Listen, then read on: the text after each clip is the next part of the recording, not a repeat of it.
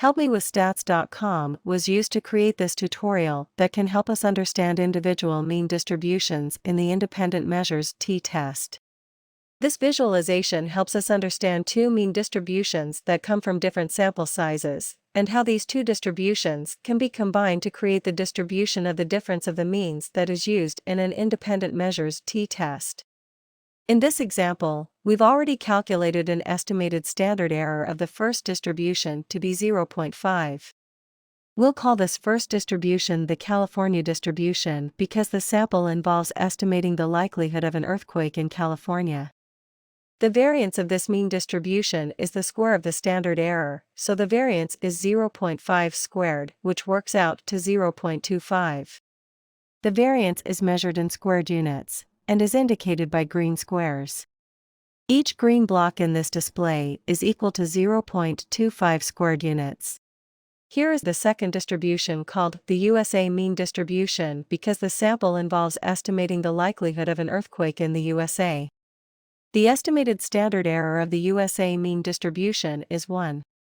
This estimated standard error is larger than the California estimated standard error because the USA sample size was smaller.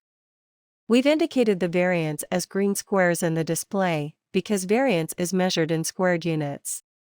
Each green block in this display is equal to 0.25 squared units, so the USA variance is exactly 4 green blocks.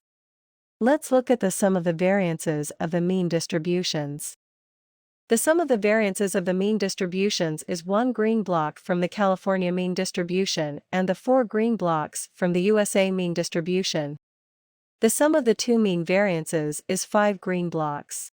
For more help with statistics, HelpMeWithStats.com is a free website that has more than 70 tutorials, as videos, or as self-paced slideshows. You can also learn how to conduct more than 60 statistical analyses by watching videos that show complete solutions, or by working through an unlimited number of examples using the step-by-step problem solvers.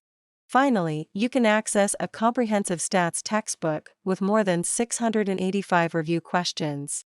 Thanks for watching. If you find these resources valuable, please share with your friends, teachers, and professors.